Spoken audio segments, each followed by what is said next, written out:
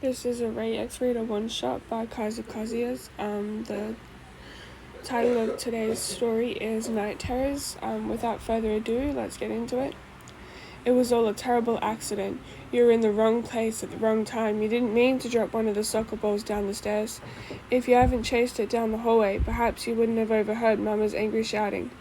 You just happened to stop the ball right in front of the closed door, leaning curiously against the door when you heard her swear out of frustration. It was similar to a light bulb being switched on after decades of not being used. In turn, there was a wailing siren going off in your head. The air seemed to be knocked out of you as you gripped the soccer ball for comfort. Tears pricked at your dilated eyes. The mention of Connie's name throws you into a dark place. You suddenly felt trapped, imprisoned in this house. The world, your reality, began to slowly fall apart as if Mama's words took a hammer and began to break that innocent brain of yours. All you could feel was fear. You couldn't even bring yourself to help out with cleaning. It was never ending. You kept staring at the floor with a hopeless expression on your face. All you understood was Connie's departure for tomorrow, her 6th birthday. Mama ranting about scores and the identification numbers did not connect to who Connie's family will be. There was no mention of a mother or father. It was as if the child was being sent away for the sake of it. What did she mean by regular quality? You have always wondered about the city outside the gate. You imagine there was a long dirt road that leads to the downtown area. Are there other houses like Gracefield? Are there more trees out there, hills, lakes? Are there any other adults? However, Mama's answers were different. That's why you couldn't bring yourself to even touch today's dinner with your fork. You pushed around the rice grains on your plate, staring aimlessly around the dining room. Your eyes land on Ray, and the black-haired boy happens to glance in your direction at the same time. Tilting your head to the side, your gaze falls to the plate. Your food was starting to get cold. There was a sullen expression on your face. You were good at hiding your feelings, but today was different. This house is not what it seemed, and Mama knew something you didn't. You're not eating, Ryan, Ray scolds you with a smirk, pointing the fork at you lazily. It's not good to skip dinner, 'cause I'll eat your leftovers. Do you want to? You push the plate forward, staring down at the table. Trying to look natural, you forced a crooked smile on your face and played with the silver fork, twirling it in your fingers. I lost my appetite from playing too much. His lips parted from your response, staring at you to see if you were playing some sort of trick. Ray studied your movements. Your shoulders were tense, your hands trembled, your bright eyes were dull with an emotion he hasn't seen before. The boy places his utensils down and furrows his brows in thought. Oh, Wayne, did Don beat you at soccer today? If so, declare a rematch, Emma says with hope, clenching her fist playfully. You'll win next time for sure. Norman wipes the corners of his mouth and smiles softly. That's right, there's no need to skip dinner if you're upset about some game. Is that so? You chuckled lightly and shut your eyes to avoid looking at them. Well, I suppose it was a pity win. I went easy on him. There were a series of giggles following after what you had said. Gilda and Anna also stifled their laughter as Nat elbows the tan man's arm. The athletically inclined kids groaned jokingly for the incoming argument. They all know how heated things get when it comes to competition. No way, how could you say that? Wyan Don exclaims with fake sadness and turns to the side, smiling widely. Hey, big brother Don won fair and square, isn't that right, Connie? The little girl jumps in her seat with excitement, slapping her hands happily. Everyone is a winner. You're no help, the tanned boy pinches Connie's cheek playfully as she curls up in response, shutting her eyes and giggles endlessly. Norman and Emma glanced at each other and joined in with light chuckles. It took Gilda and Anna to calm Nat down after he started cheering for a rematch. Don urges Connie to continue eating, but both of them couldn't seize their glee. Ray just sat there. You watched them laugh and smile. It almost made you cry. Trying your best to crack a small smile, the attempt almost looked pitiful. It was because of the swelling feeling of dread in the bottom of your stomach, cold sweat running down your back, and the trembling of your hands in your lap. You knew it was obvious because Mama was staring at you from the head of the table. During dinner, you didn't seem okay. Ray mutters out of the blue. That was a time skip, I didn't realize. During dinner, you didn't seem okay, Ray mutters out of the blue, as the two of you walk down the hallway. His grey eyes sneaking a peek at you. It's not like you to push your food away. It was night time. The sun had set, and the daily chores had to be taken care of. Each child is assigned their own tasks. Well, it mostly depends on their age. The younger kids were more responsible for getting ready for bed and tidying up their toys for the next day. The older ones, which included yourself, were in charge of cleaning the dishes, sweeping the floors, collecting the soiled uniforms, etc. A long sigh comes from Ray's mouth. He takes note that you had no reaction to what he said. The black-haired orphan cringes slightly at his attempt to spark a conversation with you, but he's determined to get an answer. "Wyan, you're ignoring me," he mutters, his breath bashfully. "I am," you replied nonchalantly, pulling the empty laundry basket up to your chest. "I'm sorry, there's nothing to worry about." The boy scoffs playfully a little, turning his gaze away. "I wasn't worried." You grin shallowly. "Then why are you bringing this up now?" "I just thought you wanted my attention." "You're so funny, Ray," you replied with the same tone. "I think you're the one who wants my attention." "Yes, but no, in all seriousness." His side glances towards you, waving the end of the broom around in the air. "It looked like you wanted to tell me something." You pressed your lips together and hummed, "I have nothing to say." "I know something is bothering you," Ray insists. "There's nothing bothering me." "Tell me the truth." "You don't know anything," you sneered at the boy. "Don't give me that look." You stop when he moves in front of you, his arms crossed over his chest. There was a twitch in your eye. No matter what you said, he wanted to know the real reason why you looked sick during dinner. He knew you better than you knew yourself, after all. His eyes were always on you. "I'm not letting you go until you tell me what's wrong." It amazed you how stubborn he was. He might be one of the top scorers, but he was quite stupid when it came to your feelings. The way Ray was standing in front of you opposingly, his raven hair covering his eye, the broom in his hand, it must be all an act. He just wanted to know what was wrong, to tease you about it, right? Because who can believe what you say about Mama? With your lips trembling and eyes glistening, without coming tears, you shouted back, "Nothing is wrong." Look away. You wanted to say, no doubt you were embarrassed and frightened. You felt so alone, the secrets that you know. Why would anyone understand? It was too unbelievable to understand. That this orphanage will be the only place you'll know. Fine, at least let me take that. Ray doesn't give you time to respond as he switches the basket and broomstick. "I can pick up the laundry faster than you anyway." You stood there speechless. Your face was pale with burden. The crinkling of your eyebrows only deepened when Ray stares at you one last time. He was still giving you a chance to say something, yet it was too difficult for you to do so. Without another word, Ray turns the corner and disappears from your sight, leaving you feeling vulnerable once again. Time skip. I think it's a time skip at least. The eerie quietness of the dining room sent shivers down your spine. It was almost impossible for you to stand still. There was a hitch in your breath as your eyes widened while studying your surroundings. Emma was sweeping the floor just a few feet away from you, humming silently to herself as she continued to work.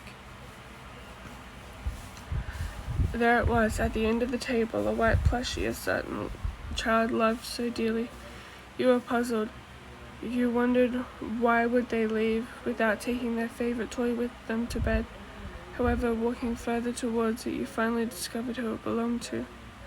The broom slips from your fingers and falls to the floor. Because of that sound, it grabbed Emma's attention as she looks towards you. Little Bunny was forgotten. He was left behind when Connie walked away with Mama. It was startling to enter the dining room to find the child's stuffed animal sitting alone on one of the tables. Emma seemed to notice the bunny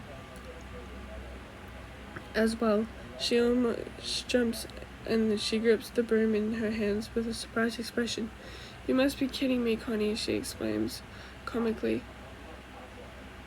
Her green eyes widen with bewilderment. Why, seeing the stuffed animal was haunting for you. It was an eerie reminder of Connie's existence and how easy it was for Mama to take her away. "This is her favorite toy," Emma groans, while scratching her orange head. "How on earth did this happen, Emma?" From the kitchen, Norman pokes his head into the dining room while drying his hands with a towel. What's wrong? The girl points at the table. Connie left little Bunny. Oh, that's not like her at all. Norman was also puzzled. He sets down the towel, making his way towards the both of you. Are you guys okay? Ray enters the dining room, empty-handed, glancing around in curiosity. Stop yelling. Do you know what time it is? Connie forgot to bring her stuffed toy, the curly-haired girl answered loudly anyway, while running her fingers through her locks. She'll be so upset when she realizes he's missing. Well, I think we should try and hurry to return him before she lives with Mama, Norman suggests, shrugging his shoulders in thought. Maybe we can make it in time if we go now. Ah. Emma nods her head in agreement, a wide smile playing upon her lips. Great idea, as always, Norman. Both orphans teamed together. Emma grabbed little Bunny carefully, and Norman walks to the back door. You watch them slip their outdoor boots on. A terrible thought was creeping into the back of your head. Can't you wait till Mama gets back? He asked shakily. And besides, we can't leave the house after dark. It'll be faster if we go now, Norman responds. After all, it would be a hassle for Mama to walk all the way back. And Connie would be gone by then, Emma's pout deepens. I understand that you don't want to go. It's pretty dark outside. You shook your head slowly. Your message wasn't being interpreted properly. Wait, I didn't mean. Stay here, Wayne. Norman smiles sweetly at you before turning away to look out the window. Let's go, Emma. We'll be back soon. The girl's face turns mischievous as she grins playfully. Wayne, can you finish my chores? Your head tilts in puzzled agreement. Yeah, but thank you. I'll pay you back with my dessert. She elbows her head. We'll be quick. Norman opens the door. It creaks slowly. You can see the outdoors lit up softly with the bright moonlight. A chill rushes into the dining room. Emma's skirt flutters against the wind, and Norman's white hair sways to the side as well. As much as you wanted to pull both of them back, they were too focused to change their minds. They adored Connie, and they didn't want her to go away without her favorite bunny. Of course, it's not that they're stubborn, they just want her to have the closure of little Bunny. Wait, you can feel your heart drop to the floor as you raise your hand up shakily. I should go too. With the sound of the door shutting, you were snapped back into your senses. You remembered everything. It always creeps into the back of your mind after all. This suspicious call that Mama got, her talking about the scores, the missing parents. It all didn't make sense. Gracefield is an orphanage where other children being sent to. Don't go. Ray grabs your arm to stop you from leaving. His grip is gentle but firm, as if he's scared to release you. Tearing your eyes away from the door, you glance up nervously at the black-haired boy, freezing from his words. What? I said, don't go, he says, slowly, almost in a pleading tone. The look in his green eyes was filled with uneasiness. It was like he was reading your mind. Why not? You reasoned with him, voice wavering, which caused your eyebrows to curl upward. Why should I let them go by themselves? I want you to stay with me. Ray's fingers entwined with yours, your hand tightening to the point where the pressure was causing pain to your joints. It's dangerous, and you know that. Staring at him with wide eyes, you did nothing to fight back his iron-tight grip. Letting him hold your hand was the least of your worries. After all, you believe that Emma and Norman have set off on their own deaths. Because of that dreadful thought, your attention was drawn back to the door. They didn't even bring a lantern with them. How could they possibly find their way there in the dark? Maybe it was a saving grace for them. Perhaps the darkness would block the horrors from their innocent eyes. Come on, he muttered, pulling you closer and dragging you along behind him. No doubt it was hard to read Ray's emotions. He was a closed book. Your feet felt like they couldn't catch up from how quickly he was walking. It was like Ray wanted to get as far away from the door as possible. The boy was just dragging you along as he pleased, unaware that you were still worried about the other's departure. Do you think they'll come back? Seeing Ray's face was difficult. The lights are now dim, his hair was blocking his face, and he happened to be directly in front of you. I can't say. The hopeless atmosphere was practically suffocating you. It was unbearable to just walk away from the door. With him you felt guilty, something in you weighing down. It caused you to tug on his hand, to slow him down in his tracks. He noticed you wanted him to stop, but he wouldn't let that happen, and he continued to pull you from behind. Your attempts to get him to halt in his tracks was difficult. He might not look like it, but he was strong enough to drag you like a rag doll. As the two of you made your way down the hallway, the creaking on the floorboards and the eerie tickling of the grandfather clock made you press yourself closer to Ray. Felt like there were eyes watching you in the dark. In every corner, Mama might find out that the top scorers were breaking the rules. You need to say something else. You need to say something, or else your throat was going to burn up from holding it in. There was a certain chill in the air, hearing your breathing becoming heavier. Ray took a small glance at you.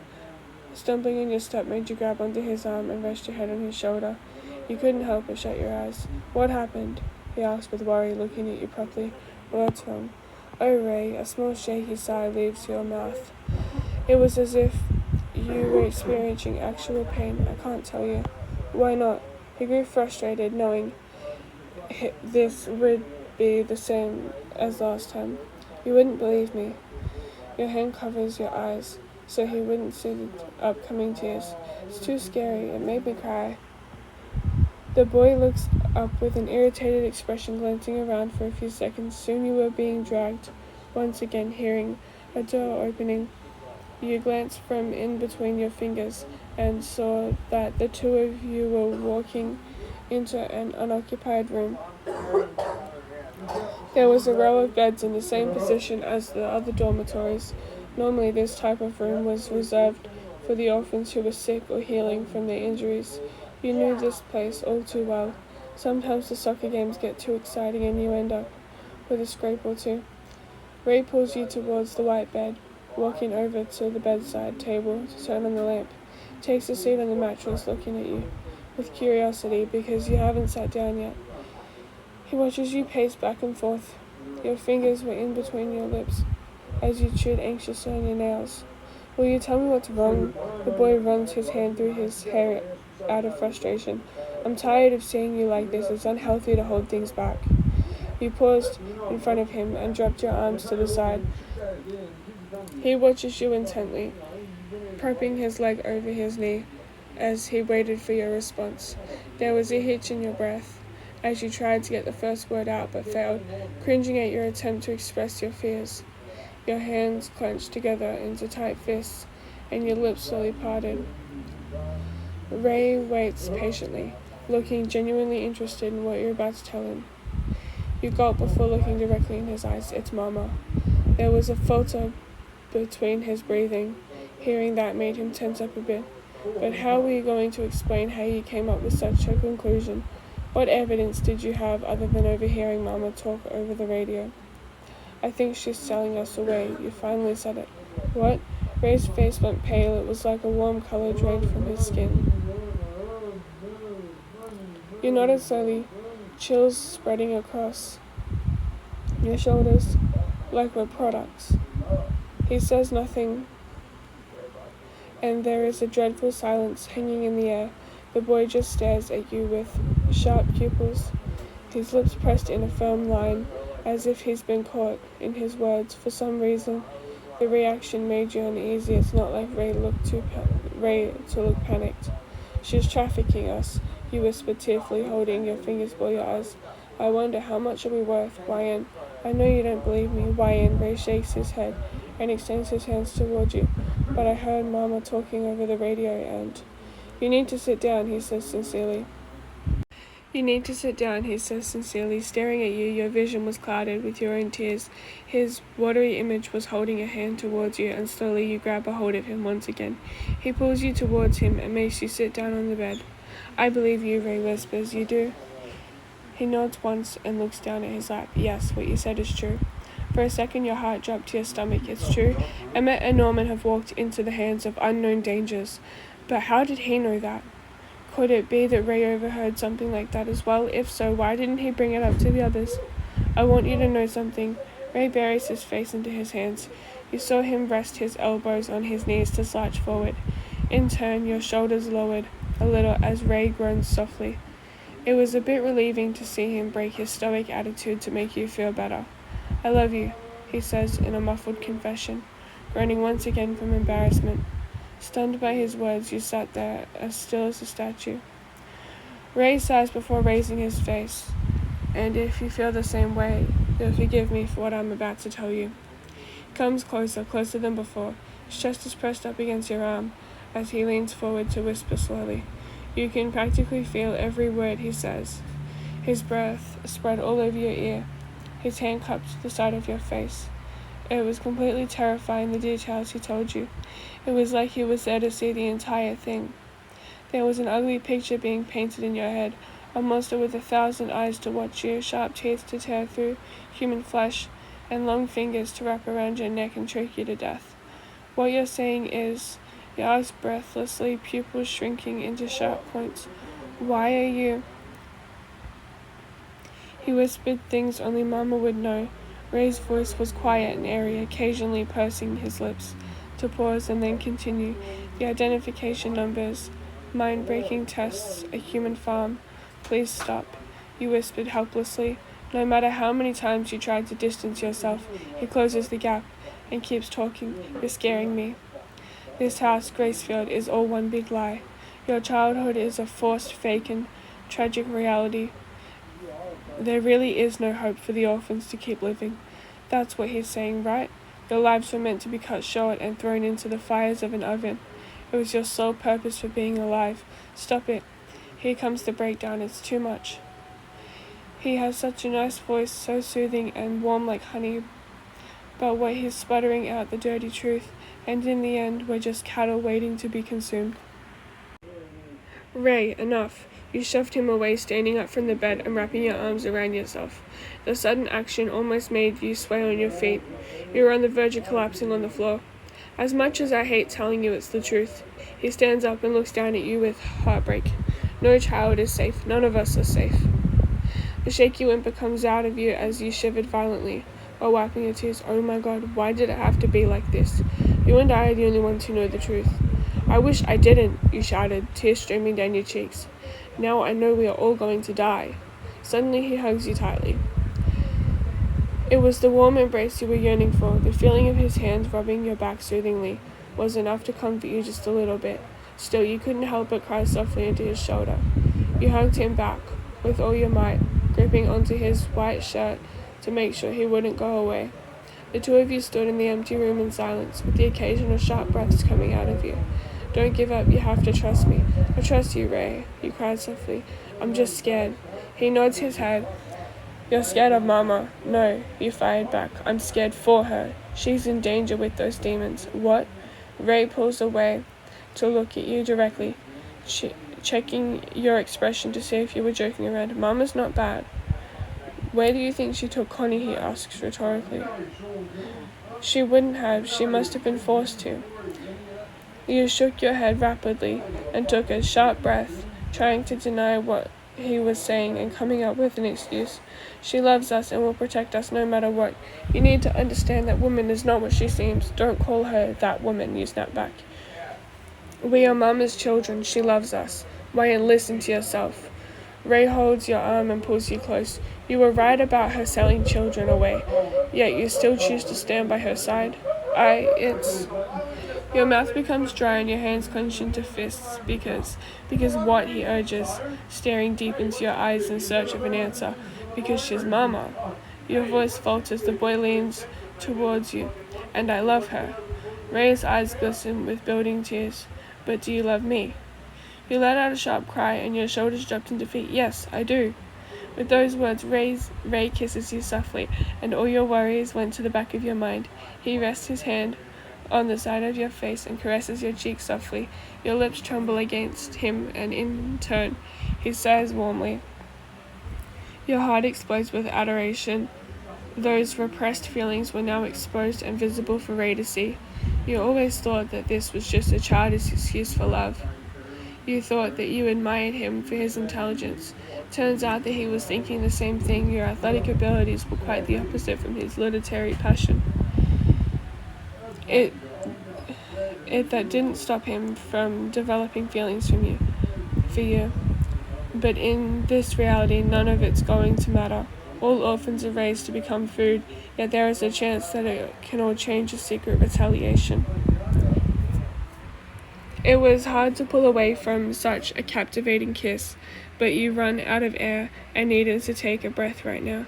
Placing your hand on Ray's, you squeeze it a little to tell him to release you.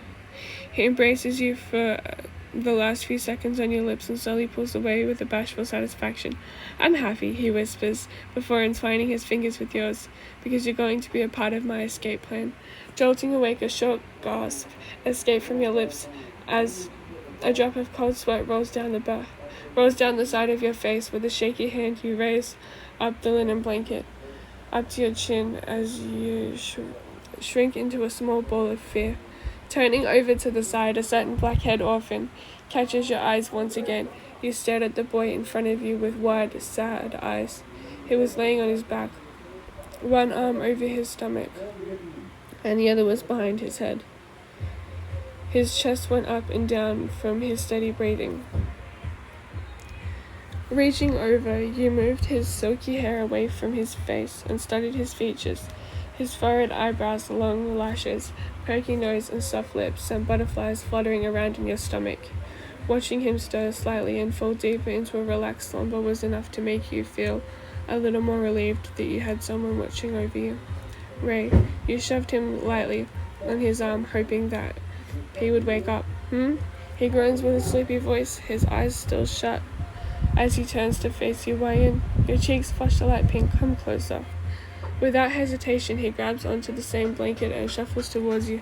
Ray's movements cause the bed to creak and shake as he makes his way into arm's reach.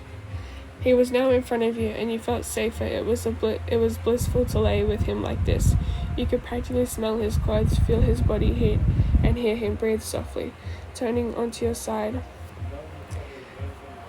your back was facing towards Ray, your fingers traced over the pillow with uncertainty, and your eyes wandered around the pitch-black room. Hold me, you pleaded, covering your face in embarrassment.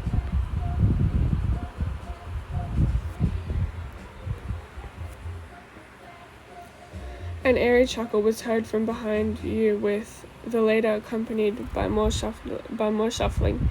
He complies and wraps his arms around you, slowly pulling you closer than before. I'm really scared. Don't be, Ray whispers, breathlessly.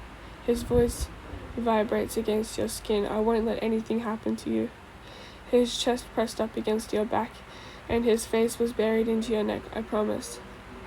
After a while, Ray's body becomes still, and you can tell he already fell fast asleep. Your fingers run along the surface of his hands slowly, the pads of your fingertips touching his knuckles and joints as a way to ease your nerves. Just then, your ears perk up when the door creaks open. For a second, your blood runs cold, and you held your breath out of reflex. Wyan, a strained voice, stutters out your name. You turn your attention to the front of the room and stared ahead with drained eyes. The terrified girl steps out of the shadows and brings her hand shaking up to her arms for comfort.